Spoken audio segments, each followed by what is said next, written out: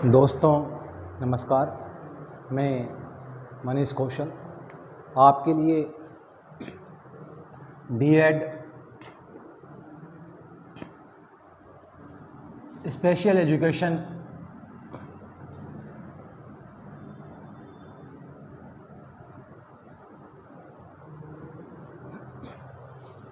की एक पुस्तक भाषा और संप्रेषण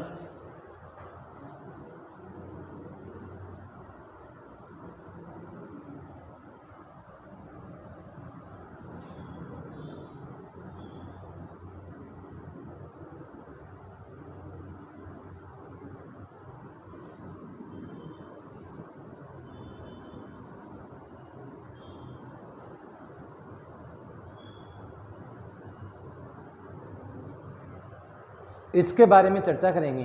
भाषा क्या होती है, संप्रेषण क्या होता है, कम्युनिकेशन किसे कहा जाता है, लैंग्वेज क्या होती है, BEd special education, BSTC special, BEd special, जिनके ये बुक है लैंग्वेज और कम्युनिकेशन, भाषा और संप्रेषण। जैसा कि आपको जानकारी अपने पेपर के बारे में कि 45 मार्क्स का पेपर होना है और उसमें से आपको 14 मार्क्स लाने अनिवार्य हैं। अब इसी बुक के अंदर जो आपके चैप्टर डिवाइडेड हैं अलग अलग रूपों में, उसमें ऑब्जेक्टिव भी आने हैं, सब्जेक्टिव भी आने हैं। अब जो एग्ज़ाम का प्रोसेस है, कोरोना के बाद में जो एग्ज़ाम अब की बार हो रही है, उसके अंदर क्या ऑब्जेक्टिव आते हैं कि नहीं आते हैं वो तो बाद की बात है, परंतु जहाँ तक पहले पेपर आए हुए हैं उसमें ऑब्जेक्टिव क्वेश्चंस भी आए हुए हैं। हम बात करते हैं भाषा और संप्रेषण, लैंग्वेज एंड कम्युनिकेशन क्या है, किस प्रकार से कार्य करता है, आपके कौन कौन से टॉपिक्स या कौन कौन से चैप्टर इसके अंतर्गत हैं। सबसे पहला आपके अध्याय दे रखा है वो है संप्रेषण का। कम्युनिकेशन क्या है, संप्रेषण किस प्रकार से किया जाता है। सेकंड जो आपके अध्याय दे रखा है वो है भाषा का, लैंग्वेज का। भाषा किसे कहते हैं, भाषा के बारे में अलग अलग जो विचारक थे उन्होंने अपने विचार रखे। संप्रेषण किसे कहते हैं उसके बारे में चर्चा करते हैं। फिर आता है आगे भाषा का माध्यम, मीडियम क्या है। आपकी बुक में चैप्टर है भाषा का माध्यम, मीडियम क्या होना चाहिए। किसको इंग्लिश भाषा आती है, किसी को हिंदी आती है, किसी को राजस्थानी आती है, किसी को मोर देन 3 लैंग्वेज नॉलेज, 3 से अधिक भाषाओं का ज्ञान है, किसी को 10 से अधिक भाषाओं का ज्ञान है, और किसी को जो अपने भारत देश में भाषाएं बोली जाती हैं, लोकेलिटी सामान्य एरिया में भी बोलते हैं और वरिष्ठ स्तर क्षेत्र में भी बोलते हैं, विस्तर क्षेत्र में भी बोली जाती है। जिसको एक अपनी ये कहा जाए विचारों पर या अपने दूसरे के विचारों को समझने की जानकारी है, अर्थात भाषा है क्या। सामान्य रूप से यदि हम भाषा की बात करते हैं तो हिंदी के एक मशहूर कवि आपने नाम सुना होगा या विद्वान का नाम सुना होगा, कामता प्रसाद। कामता प्रसाद के अनुसार एक व्यक्ति अपने विचारों को दूसरों के सामने प्रकट करता है और दूसरे के विचारों को समझ सकता है, अर्थात दोनों व्यक्तियों के मध्य जो आदान प्रदान होता है, इंटरेक्शन होता है, समझ का, विचारों का आदान प्रदान होता है, वही क्या कहलाती है, भाषा कहलाती है। अलग अलग दार्शनिक हैं, उन्होंने अलग अलग विचारक हैं, उन्होंने अलग अलग परिभाषाएं दी। तो सबसे पहले आपके चैप्टर है संप्रेषण, फिर है भाषा, फिर है भाषा का माध्यम, फिर आता है भाषा का मूल्यांकन। यानी कि आप जब भाषा पढ़ रहे हो, आपने अध्ययन किया है तो आपने कितना सीखा है, वो किसके अंतर्गत आता है, मूल्यांकन के अंतर्गत। मूल्यांकन का अर्थ है मूल्य प्लस अंकन। जैसा कि हम मनोविज्ञान, चाइल्ड डेवलपमेंट एंड पेडागोगी में भी पढ़ते हैं, मूल्यांकन क्या है, मूल्यों का अंकन। यानी कि हमने हमारे जो नैतिक मूल्य हैं या हमने जो सीखा है वह किससे मालूम पड़ेगा, जब हम कुछ निर्णय लेंगे, कुछ आंकेंगे, हमारी कुछ जांच होगी, उससे मालूम पड़ता है, तो उसे मूल्यांकन कहा जाता है।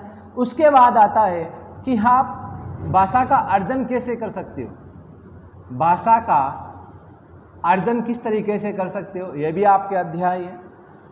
अध्याय नंबर 6 है साक्षरता कौशल, लिटरेरी स्किल, साक्षरता कौशल। अध्याय नंबर 7 है पठन कौशल।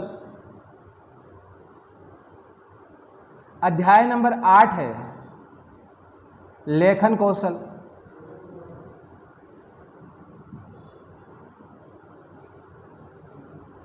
ये आपके भाषा और संप्रेषण की जो बुक है उसमें चलने वाले चैप्टर्स हैं।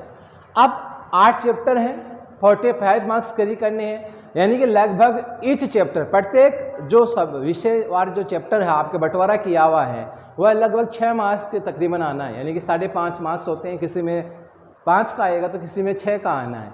अब देखिए, सबसे पहला टॉपिक संप्रेषण है, निश्चित क्वेश्चन बनेगा कम्युनिकेशन क्या है, आना क्वेश्चन, भाषा का भी क्वेश्चन बनेगा। हो सकता है कि थ्योरेटिकल आ जाए, हो सकता है ऑब्जेक्टिव आ जाए कि ऐसा कौन सा विद्वान है जिसने कहा था कि एक व्यक्ति दूसरे के विचारों को समझ सकता है और दूसरे के दिए गए विचारों को समझ सकता है, अपने द्वारा दिए गए जो विचार है वह दूसरा समझ सकता है, यानी कि दोनों का नियंत्रण है वह भाषा कहलाती है कामता प्रसाद गुरु के अनुसार। तो वो सारा किस में आना है, भाषा के अनुसार आना है, भाषा में पढ़ेंगे। भाषा का माध्यम क्या है, मीडियम क्या है, made of language, mode of language क्या, आपकी भाषा का माध्यम क्या है। आप हिंदी भाषा में बात कर रहे हैं, इंग्लिश में बात कर रहे हैं, उर्दू में बात कर रहे हैं, संस्कृत में बात कर रहे हैं, या जो भी भाषाएं, कोंकणी भाषा है या असमी भाषा है, या बाद में जो मराठी भाषा है, या जो अन्य कोई भाषाएं जो भारत में बोली जाती हैं, कौन सी भाषा का आप प्रयोग कर रहे हैं, वो सारा भाषा का मूल्यांकन। आपकी अपने भाषा सीखी है उसमें आप कितना मैच्योर हो, कितना परिपक्व हो, सारे।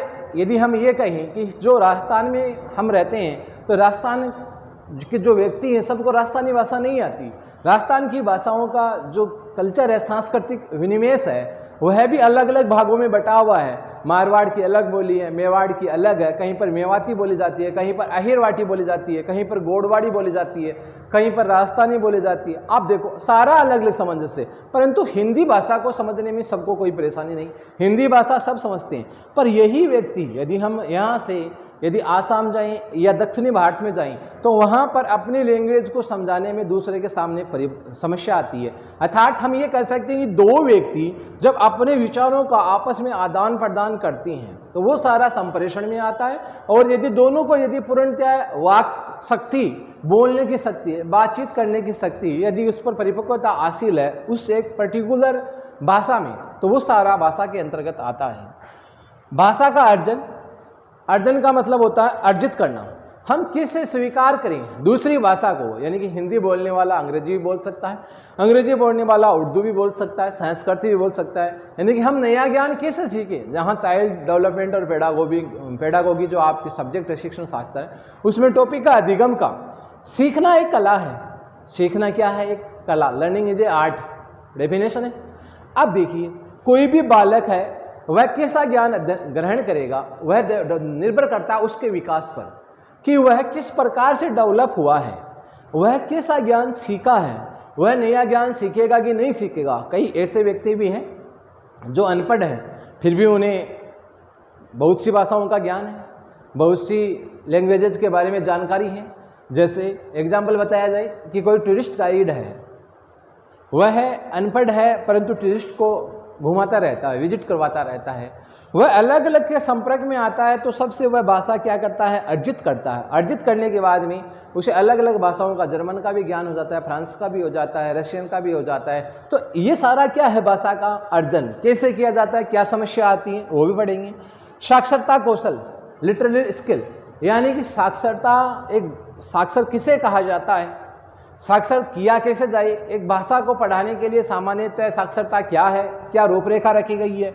पठन कौशल, पढ़ने का कार्य, पहले छोटे अक्षर, स्वर, फिर व्यंजन, फिर जोड़कर बोले जाते हैं, फिर उच्चारण ध्वनि का प्रयोग किया जाता है, मात्रा का प्रयोग किया जाता है, वो सारा। लेखन कौशल, लिखा हुआ पढ़ना, अपने सारा जो मीडियम है वो लिखा हुआ है, लेखन का ही है। अब इसको जब अध्ययन करेंगे तो वो सारे के सारे टर्म्स किसके अंतर्गत आती है, भाषा में आती है। यानी कि हम किसी भी व्यक्ति के विचारों को समझ सकते हैं, अपने विचारों को ग्रहण कर सकते हैं, दूसरे विचारों को दूसरों को समझा सकते हैं, वो सारा किस में है, भाषा और संप्रेषण के अंतर्गत है। तो हम आज एक चैप्टर का अध्ययन करेंगे जिसका आपके नाम है संप्रेषण। आपका अध्याय पहला, संप्रेषण, कम्युनिकेशन। कम्युनिकेशन क्या है, यदि परिभाषा की बात करें, यदि परिभाषा की बात करें कि कम्युनिकेशन क्या है, कोई भी दो व्यक्ति हैं विचारों का आदान प्रदान करते हैं, विचारों का क्या करते हैं, आदान प्रदान करते हैं, या अपने विचार दूसरों को बताना या दूसरे के विचार ग्रहण करना, वो क्या कहलाता है? कम्युनिकेशन। अपने भाव हैं, अपनी सोच है, अपनी समझ है, उसका विकास करना, वही किसके अंतर्गत है? संप्रेषण में। आम बोलचाल में ये कहा जाए। देखो, आपके 8 चैप्टर रटने की कहीं आवश्यकता नहीं है। यदि मैं ये कहूँ कि आप रटोगे तो नुकसान आपका है। समझ लो, केवल एक बार समझा हुआ आपके बार बार काम में आना है। आपके सेकंड सेमेस्टर में भी यही बुक है। संप्रेषण है क्या? किसी व्यक्ति के अंदर अपनी सोच, समझ और विचार दूसरों के सामने प्रकट करना और दूसरों के द्वारा दूसरों की सोच, समझ, विचार हैं उनको ग्रहण करना, वही किसके अंतर्गत आता है? संप्रेषण के अंतर्गत आता है। अर्थात ये कह सकते हैं, एक व्यक्ति अपने विचारों को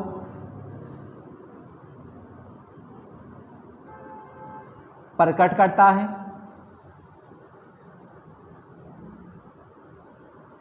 दूसरे व्यक्ति के द्वारा विचार ग्रहण किए जाते हैं। ये क्या कहलाता है? संप्रेषण कहलाता है। अब देखो, जो व्यक्ति विचार देगा, आम बोलचाल की भाषा में उसे क्या कहते हैं? हम कह सकते हैं कि उसका नाम क्या है? वक्ता। वक्ता मतलब है बोलने वाला। और जो विचार ग्रहण करेगा, एक बोल रहा है तो दूसरा ग्रहण कर रहा है, तो उसे क्या कहेंगे? सुनने का कार्य कर रहा है, श्रवण का, तो उसे कहते हैं क्या? श्रोता। दो चीजें स्पष्ट हो गई, एक वक्ता, दूसरा श्रोता। वक्ता बोलने वाला, श्रोता ग्रहण करने वाला, सुनने वाला। अर्थात एक व्यक्ति जो अपने विचारों को देता है या वक्ता के द्वारा अपने विचारों को बोलना और श्रोता के द्वारा विचारों को ग्रहण करना, वही क्या कहलाता है? संप्रेषण। कितनी इजी डेफिनेशन है कम्युनिकेशन की। A person is given by thoughts, अपने विचार हैं प्रकट करता है, वक्ता कहलाता है। And other person are observe, ग्रहण करता है, उसे क्या कहते हैं? श्रोता। वक्ता के द्वारा विचारों को प्रकट करना और श्रोता के द्वारा विचारों को ग्रहण करना, इसे ही क्या कहा जाता है? कम्युनिकेशन कहा जाता है, संप्रेषण कहा जाता है। अब देखिए, आगे बात करते हैं कि संप्रेषण की तो परिभाषा है। संप्रेषण की कौन कौन सी विधियां हैं जिनके माध्यम से संप्रेषण किया जा सकता है? ठीक है, कम्युनिकेशन किया जा सकता है। ये कह सकते हैं कि संप्रेषण की विधि, मेथड्स ऑफ कम्युनिकेशन। सामान्यतया हम ये कहें कि अपने विचार कैसे दे सकते हैं, किस माध्यम से दे सकते हैं। ठीक है, हम ये कह दें कि कोई भी व्यक्ति है वह अपने विचार कैसे ग्रहण कर सकता है? श्रवण, यानी कि हम कह सकते हैं किसके द्वारा? सुनकर। व्यक्ति अपने विचार कैसे ग्रहण कर सकता है? दर्शे। दर्शे का मतलब क्या हुआ? देखकर। ठीक है, व्यक्ति है वह संप्रेषण कैसे कर सकता है? स्पर्श के द्वारा, छूकर। स्पर्श से भी क्या कर सकता है? संप्रेषण कर सकता है। स्पर्श कर या स्पर्श करके, ये मान लो स्पर्श करके। व्यक्ति है वह संप्रेषण कैसे कर सकता है? गंध के द्वारा। गंध यानी कि पहचान कर। इन तरीकों के माध्यम से, ये मोड है, माध्यम है, जिनके माध्यम के द्वारा व्यक्ति क्या कर सकता है? संप्रेषण कर सकता है। ये विधियां हैं, ये कह सकते हैं पैटर्न्स हैं, जिनका यूज करके आप किसी को प्रभावित कर सकते हो, किसी के साथ में संप्रेषण कर सकते हो, विचारों का आदान प्रदान कर सकते हो, अपने विचारों का दूसरों के समक्ष प्रकट करना, दूसरों के विचारों को ग्रहण करना, यही संप्रेषण कहलाता है। सबसे इजी डेफिनेशन कि एक व्यक्ति अपने विचारों को दूसरे को समझाता है, दूसरे के विचारों को खुद समझता है, संप्रेषण कहलाता है। अब ये नहीं कि भाई डिटो आप ऐसा का ऐसा एज इट इज रटने का प्रयास करो। हो सकता है डेफिनेशन में आप तोड़फोड़ करें, वो एक अलग कंडीशन है कि डेफिनेशन में बदलाव हो, पर इतना भी नहीं कि डेफिनेशन का हूबहू मूल रूप ही छूट जाए। संप्रेषण है क्या? सबसे पहले वक्ता अपने विचारों को क्या करता है? दूसरों को देता है, या वक्ता के द्वारा अपने विचारों को देना और श्रोता के द्वारा विचार ग्रहण करना संप्रेषण कहलाता है। या एक व्यक्ति अपने विचारों को देता है या भावों या विचारों को दूसरों को बताता है, दूसरे के विचार भावों को ग्रहण करता है, वो भी क्या है? संप्रेषण है। एक व्यक्ति के द्वारा दूसरे के विचार भाव को समझना और उस व्यक्ति के विचार भावों को दूसरों के द्वारा समझना, वो भी क्या है? संप्रेषण है। जहाँ हम बुद्धि पढ़ेंगे दो प्रकार आएंगे, अंतर व्यक्तिगत, अंतर व्यक्तिगत, एक दूसरे के अंदर होती है, एक स्वयं में होती है। वही कंडीशन यहाँ पर है। आप देखिए संप्रेषण की विधि क्या है, श्रवण, सुनकर। एक व्यक्ति कोई भी कार्य जब सुनकर ग्रहण करता है, सुनकर ग्रहण करता है। कई ऐसे साधन हैं जिनके दोनों माध्यम होते हैं भाई, सुनकर भी और देखकर भी। टीवी है, दोनों मोड्स में चलता है। टीवी के द्वारा दृश्य देखा भी जा सकता है और सुना भी जाता है। जब हम पेडागोगी पढ़ते हैं वहाँ पर आता है सर्वे दृश्य सामग्री क्या है, या सर्वे सामग्री क्या है, या दृश्य सामग्री क्या है। जब लेसन्स होते हैं तब इनका उल्लेख होता है। आप देखो सर्वे दृश्य टीवी दोनों के अंतर्गत आता है, सुनने का कार्य भी करता है और दृश्य का कार्य भी करता है। हम सुन कैसे सकते हैं वक्ता के विचारों को। सुनने वाला कौन है, श्रोता। सुनने वाला कौन है, श्रोता। दूसरों के विचारों का ग्रहण करने वाला कौन है, श्रोता। अर्थात हम दूसरों की बातों को क्या कर सकते हैं, सुन सकते हैं। सुनने का माध्यम क्या हो सकता है, रेडियो के द्वारा विचार ग्रहण कर सकते हैं, सीधी सी बात है। एक उदाहरण दें, एग्जाम्पल दें, किसके माध्यम से विचार ग्रहण कर सकते हैं, रेडियो के द्वारा। दूसरा वक्ता के माध्यम से, वक्ता अपने विचारों को बताएगा तो उसके माध्यम से भी क्या ग्रहण किए जा सकते हैं, विचार ग्रहण किए जा सकते हैं। वक्ता क्या कहना चाहता है, वक्ता क्या कहना चाहता है, उसके माध्यम से भी क्या ग्रहण कर सकते हैं, विचार ग्रहण कर सकते हैं। यानी कि जो भी है, या जैसे कोई एम्बुलेंस आ रही है तो उसका आपको क्या सुनाई देता है, सायरन। आपके मन में विचार आए कि एम्बुलेंस जा रही है, इसका मतलब कोई बीमार है, सायरन बज रहा है मतलब उसे क्या है, जल्दी है, सख्त बीमार है। ये सारे के सारे स्वरण सुनकर आपके मन में क्या आते हैं, विचार आते हैं। या कोई कम्युनिकेशन, अच्छी ध्वनि आपको सुनाई दे, या किसी अन्य प्रकार की हारमोनियम की अच्छी ध्वनि सुनाई दे, सुरीली ध्वनि बांसुरी की सुनाई देती है, वो सारे के सारे विचार सुनकर ग्रहण किए जाते हैं। दृश्य, दृश्य के अंदर कोई फिल्म देखना, किसी भी प्रकार का घटनाक्रम, ये कह सकते हैं फिल्म देखना। माध्यम क्या हो सकता है, टीवी, दृश्य का माध्यम है, सीधी सी बात है। चित्रांकन कोई किया हुआ है, चित्र है, वो माध्यम भी किसका है, दृश्य का। अर्थात अखबार में एक आता है, पहले क्वेश्चन आता है कि दो चित्र दिए हुए हैं और कहता है कि इनमें से भिन्न ढूंढिए, अलग ढूंढिए या पहचानिए, तो माध्यम किसका है, चित्र का। आप उससे क्या ग्रहण कर रहे हो, उसके विचार की कौन सा अलग है, वो उसके विचार है। संप्रेषण का क्या हो गया, माध्यम हो गया। तीसरी कंडीशन आती है स्पर्श करके, किसी दूसरे व्यक्ति को छूकर। स्पर्श करने का मतलब ये कह सकते हैं गले लगाना। स्पर्श करने का मतलब हो सकता है दूसरे से क्या मिलाना, हाथ मिलाना, या वात्सल्य, माता का पुत्र के प्रति प्रेम हो सकता है, ठीक है। या जो भी घटनाक्रम, सामान्य सी बात है, स्पर्श करना। एक माँ एक बच्चे का चुम्बन लेती है, स्पर्श करने की क्रिया, सीधी सी बात है। ये सारा किस में है, स्पर्श करके क्या कर रहा है, संप्रेषण। वात्सल्य, प्रेम की भावना बढ़ती है।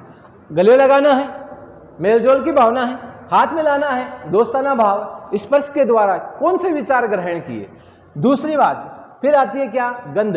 गंध का मतलब अच्छी या बुरी, एक सुगंध है, एक दुर्गंध। इसके द्वारा भी व्यक्ति अपने क्या रख सकता है, विचार रख सकता है, भावनाएं रख सकता है। मिठाई है तो अच्छी गंध आनी है, और यदि कोई पशु मरा हुआ है तो बुरी गंध आनी है। वो सारा किसके है, विचार ही है।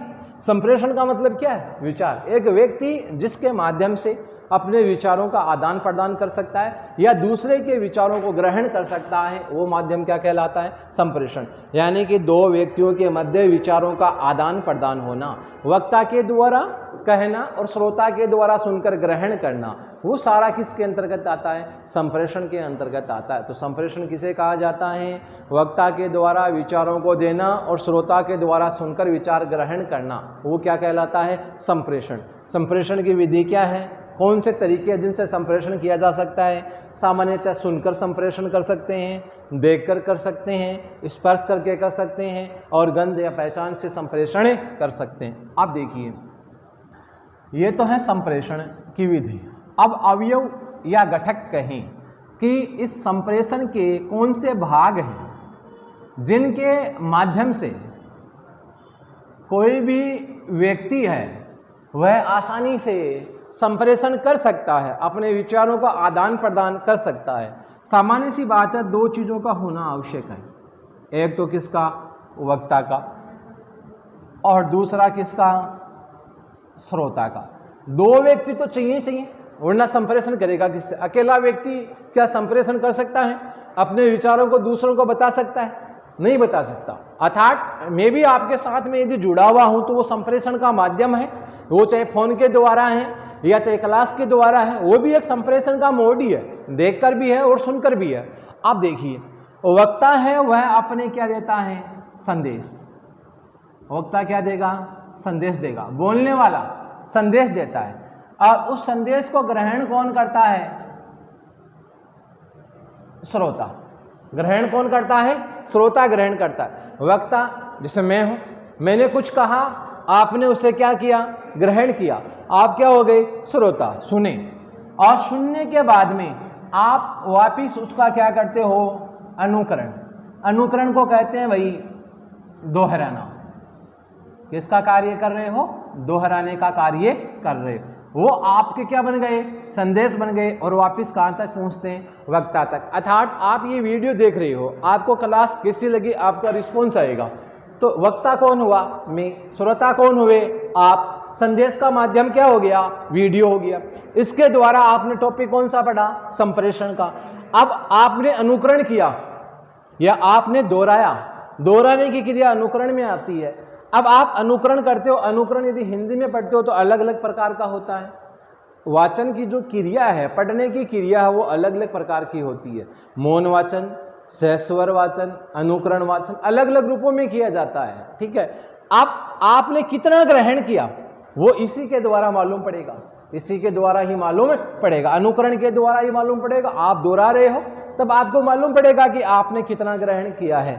तो देखिए संप्रेषण के अवयव की बात करते हैं, माध्यम की बात करते हैं। क्या चाहिए, वक्ता और श्रोता का होना आवश्यक है। किसके द्वारा जुड़े हुए होते हैं, संदेश के द्वारा। वक्ता संदेश देता है, संदेशों को ग्रहण कौन करता है, श्रोता ग्रहण करता है। श्रोता इनका अनुकरण करता है, दोहराने की क्रिया करता है। दोहराने पर मालूम किसको पड़ता है, वक्ता को पड़ता है कि उसके अपने विचार ग्रहण किए कि नहीं किए। वही क्या कहलाता है, संप्रेषण कहलाता है। अब अलग अलग रूपों में इस संप्रेषण के, कम्युनिकेशन के अलग अलग क्या हैं, उद्देश्य।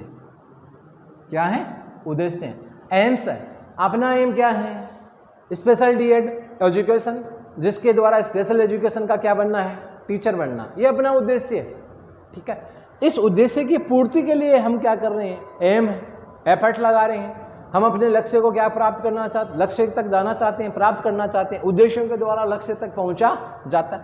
अब देखिए संप्रेषण का उद्देश्य क्या है, इसका एम क्या है।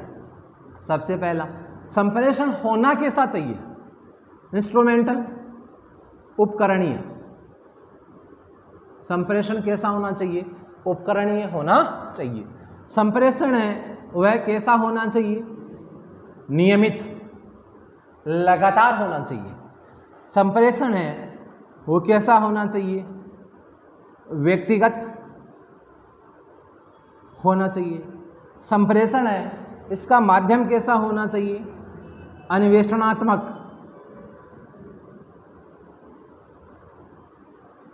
संप्रेषण है उसमें क्या होनी चाहिए, अंतःक्रिया। संप्रेषण है वह क्या होना चाहिए, सूचनात्मक। ये संप्रेषण के क्या है, मोड, माध्यम है। अलग अलग रूपों में किसी न किसी प्रकार से क्या किया जाता है, संप्रेषण किया जाता है। यानी कि उपकरणों के द्वारा संप्रेषण किया जा सकता है। किसके द्वारा, नियमित रूप से कर सकते हैं, व्यक्तिगत रूप से कर सकते हैं, अन्वेषणात्मक क्रिया के द्वारा, अंतः क्रिया के द्वारा, सूचनात्मक क्रिया के द्वारा। और सारों के घटनाक्रम में जब हम अपने विचारों, भावों को दूसरों को बताते हैं कि आप क्या सोचते हो दूसरे के बारे में, सोच है तो आप क्या कर रहे हो, कल्पना। तो संप्रेषण कैसा हो सकता है, काल्पनिक। सॉरी, संप्रेषण कैसा हो सकता है, काल्पनिक। ये सारे संप्रेषण के क्या हैं, उद्देश्य हैं, एम है।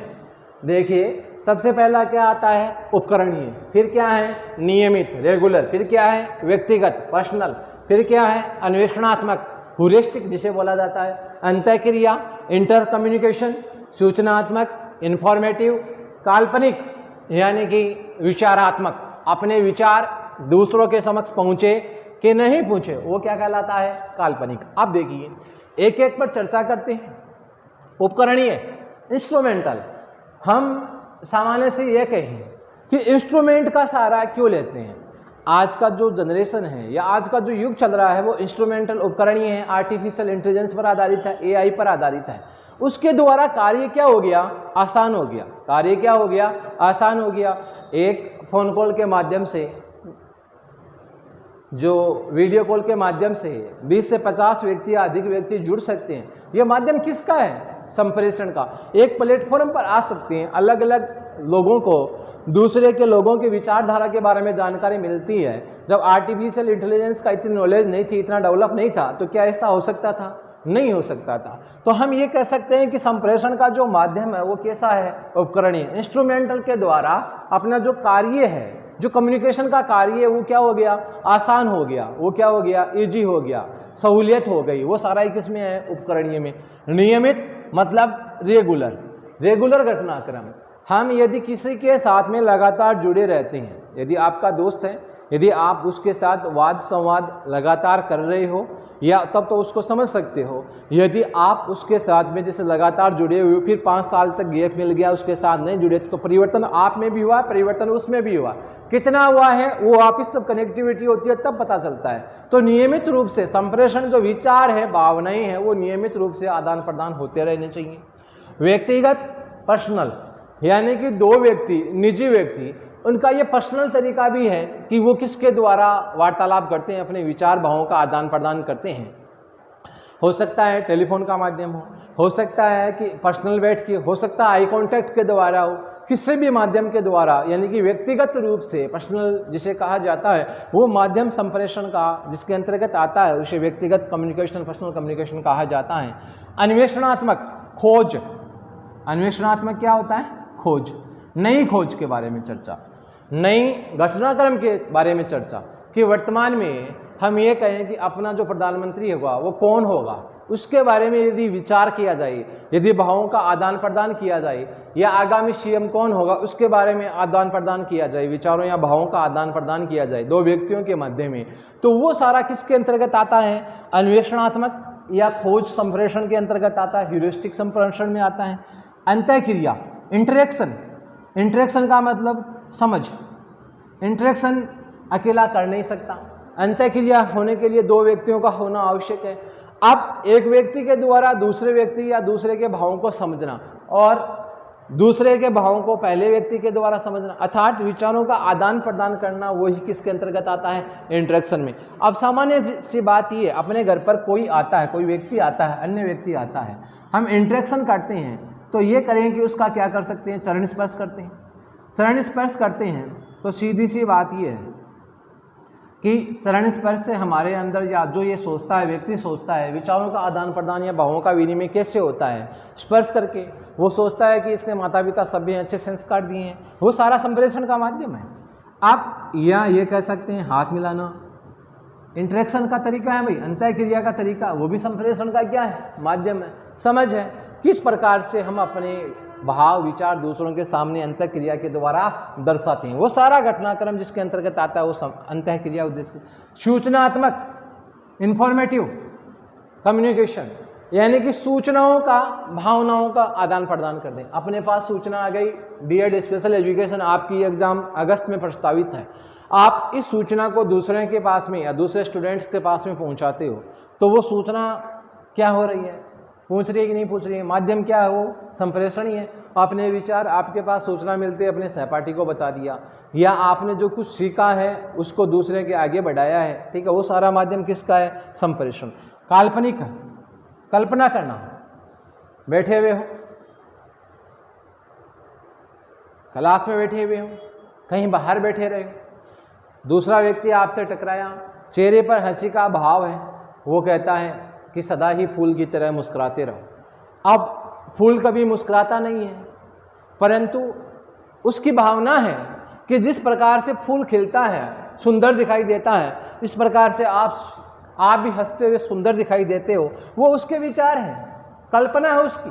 तो आपके अंदर जो हाव भाव है, विचारों का आदान प्रदान, दूसरों के द्वारा समझना, वो सारा किसके अंतर्गत आता है, संप्रेषण के अंतर्गत आता है। कि संप्रेषण क्या है, ये संप्रेषण के उद्देश्य हैं। या तो हमें ये पूछ सकता है कि निम्न में से संप्रेषण का उद्देश्य नहीं है, ऑब्जेक्टिव में आपको इनमें से कोई 3 मिलेंगे, चौथा कोई डिफरेंट मिलेगा, पूछ सकता है।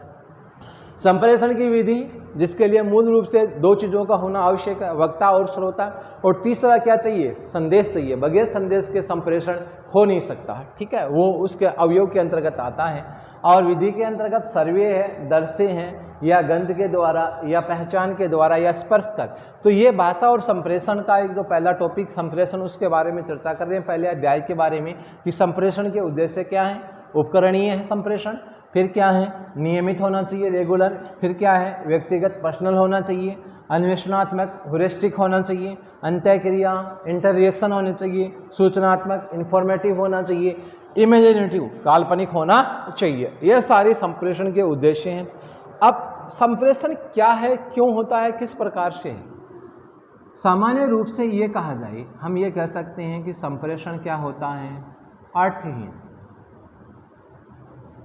कोई दो व्यक्ति अपने विचारों का आदान प्रदान कर रहे हैं, ठीक है, तो यदि विचारों का कोई अर्थ नहीं है, कोई मतलब ही नहीं है, तो वो संप्रेषण कैसा हो जाता है, अर्थहीन हो जाता है। इसी के अंतर्गत दो बातें और आती हैं, संबंध की बात करते हैं। एक तो वाक, एक भाषा, और एक आता है संप्रेषण। ये अच्छा क्वेश्चन बनता है भाई इस चैप्टर का, संप्रेषण का माध्यम क्या है, अच्छा क्वेश्चन बनता है, संप्रेषण क्या है, वो अच्छा क्वेश्चन बनता है। देखिए, वाक और भाषा जब दोनों एक साथ सम्मिलित हो तो वो क्या होता है, संप्रेषण। वाक मतलब बातचीत, और बातचीत में किसका प्रयोग किया जाए, भाषा का, वो क्या कहलाता है, संप्रेषण। अर्थात व्यक्ति वार्ता तो कर रहा है, एक व्यक्ति इंग्लिश जानता है, हिंदी का ज्ञान नहीं है, दूसरा हिंदी जानता है, इंग्लिश का ज्ञान नहीं है, अंग्रेजी का ज्ञान नहीं है। अब वार्ता तो कर रहे हैं परंतु अपने विचारों का आदान प्रदान नहीं कर पा रहे। कारण है, हिंदी वाला इंग्लिश नहीं समझ पा रहा है, इंग्लिश वाला हिंदी नहीं समझ पा रहा है। हाव भाव से यदि एक के चेहरे के ऊपर खुशी का एक्सप्रेशन है तो दूसरा सोचता है खुशी की बात है, दुख का एक्सप्रेशन है तो दुख की बात है, यही जाना जाता है। तो ये कहा गया है कि संप्रेषण के लिए इन दोनों बातों का होना आवश्यक है। यदि वाक नहीं है भाषा के लिए तो भी संप्रेषण नहीं है, यदि भाषा के लिए वाक नहीं है तो भी संप्रेषण नहीं है। तो संप्रेषण के लिए जिन दो बिंदुओं का होना आवश्यक है या दो घटकों का होना आवश्यक है वो है वाक और भाषा। वाक छोटी इकाई है, छोटा खंड है, छोटा टुकड़ा है, और भाषा है वो बड़ी इकाई है। भाषा कैसी इकाई है, बड़ी इकाई है। ये दोनों में अंतर है। कोई व्यक्ति आपस में बातचीत कर रहे हैं, वाक की बात करें, कोई दो व्यक्ति आपस में बातचीत कर रहे हैं, सामान्य सा क्रियाकलाप है, या ये कहा जाए कि डीएड की एग्ज़ाम कब है, दूसरे ने कहा कि अगस्त महीने में प्रारंभ हो रही है, सामान्य बातचीत है, वाक। और भाषा बड़ी इकाई है। वाक्य में विस्तृत रूप से किया गया घटनाक्रम जो पूर्णतया दूसरों को समझ में आ जाए वो सारा किसके अंतर्गत आता है, भाषा में, और उसके लिए वाक का होना जरूरी है। यदि वाक में भाषा नहीं है, वाक में भाषा नहीं है, अर्थात कई बार हम आम भाषा में मारवाड़ी भाषा का प्रयोग करते हैं, ठीक है। फॉर एग्जाम्पल ये कहा जाए कि तू कटे जासी, उसमें कोई भाषा नहीं है, उसमें कोई भाषा नहीं है, वो आम जो लोकल लैंग्वेज है, क्षेत्रीय भाषा, उसी का प्रयोग किया गया। या आप कहाँ जा रहे हो, ये एक वाक्य बन गया, तो इसके विचार भाव पूर्णतः अगला समझ में आएगा और समझाएगा। वो सारा किसके अंतर्गत आता है, संप्रेषण के अंतर्गत आता है। भाषा में अपने जो व्यक्ति विचार है वो एक वाक्य के रूप में पूर्ण रूप से दूसरे के सामने प्रकट करता है, वो किस में है, भाषा में, बड़ी इकाई है। वाक अर्थहीन होता है कब, जब उसमें क्या नहीं है, भाषा। बातचीत कितनी ही कर लो, कितने ही विचारों भावों का आदान प्रदान कर लो, यदि कम्युनिकेशन में आपने क्या प्रयोग नहीं किया, भाषा, मतलब एक के विचार दूसरे के समझ में नहीं आ रहे, बातचीत कितनी कर लो, कोई फायदा नहीं है। तो सामान्य सी बात ये है कि वाक है वो इकाई कैसी है, छोटी, भाषा वाक से कैसी इकाई है, बड़ी। और संप्रेषण क्या है, वाक और भाषा का मिला जुला रूप है, उसे क्या कहा जाता है, संप्रेषण कहा जाता है। दोनों को सम्मिलित किया जाता है, उसे संप्रेषण कहा जाता है। तो आज हमने आपके टॉपिक लैंग्वेज और कम्युनिकेशन डीएड स्पेशल एग्ज़ाम के अंदर जो अगस्त में प्रस्तावित है उसकी एक बुक जिसका एक चैप्टर संप्रेषण, इसका अध्ययन किया। इसमें है क्या, मूल रूप से तीन ही बातें, एक वाक, एक भाषा, एक संप्रेषण, और दो बातें और क्या, एक वक्ता और एक क्या, श्रोता। और दोनों को जोड़ने का जो माध्यम है वो क्या है, संदेश। ये घटनाक्रम है। अलग अलग रूपों में उद्देश्यों को पूरा किया जाता है, उपकरणीय तरीके से इंस्ट्रूमेंटल कम्युनिकेशन के द्वारा, रेगुलर कम्युनिकेशन के द्वारा, पर्सनल कम्युनिकेशन के द्वारा, इंफॉर्मेटिव कम्युनिकेशन के द्वारा, इमेजिनरी कम्युनिकेशन के द्वारा, ह्यूरिस्टिक कम्युनिकेशन के द्वारा। तो अलग अलग उद्देश्य कम्युनिकेशन के जिनके माध्यम से संप्रेषण को आगे बढ़ाया जाता है या अलग अलग संप्रेषण के तरीके हैं। तो ये अपना टॉपिक था संप्रेषण के बारे में, जो आपकी भाषा और संप्रेषण का पहला चैप्टर है। आपके जो कुल 8 अध्याय हैं उसमें से एक चैप्टर है। आपको ध्यान में रखना है कि सबसे छोटी इकाई क्या है भाषा की, वाक, बड़ी इकाई क्या है भाषा, और संप्रेषण में क्या सम्मिलित है, वाक और भाषा दोनों। अगला पूछ सकता है संप्रेषण का माध्यम क्या है, तरीका क्या है, तो आपको इसके द्वारा पूर्णतः डिस्क्रिप्ट कर सकते हो, वर्णन कर सकते हो कि एक व्यक्ति दूसरों के सामने जो विचार देता है वो क्या है, वक्ता, और दूसरे विचार ग्रहण करता है वो क्या है, श्रोता है। उसे क्या कहा जाता है, संप्रेषण। और माध्यम क्या होता है, संदेश। जब श्रोता अपने विचारों को पुनः दोहराता है, अनुकरण करता है, तो वह कहाँ तक पहुँचेंगे, वक्ता तक पहुँचेंगे, और श्रोता को मालूम होगा कि मैंने कितना ग्रहण किया है, वो क्या है, संप्रेषण है। तो संप्रेषण किन्हीं दो व्यक्तियों के मध्य विचारों भावों का आदान प्रदान करना ही क्या कहलाता है, संप्रेषण कहलाता है। तो ये था हमारा आज का टॉपिक आपके लैंग्वेज एंड कम्युनिकेशन की बुक का, डीएड स्पेशल एजुकेशन के स्टूडेंट के लिए। आपको ये आज का वीडियो कैसा लगा? यदि अच्छा लगा है तो कमेंट कीजिए, लाइक कीजिए, सब्सक्राइब कीजिए, और वीडियो को ज़्यादा से ज़्यादा शेयर कीजिए, जिससे ज़्यादा से ज़्यादा लोगों को या आपके जो साथी हैं उनको फ़ायदा पहुंच सके। धन्यवाद।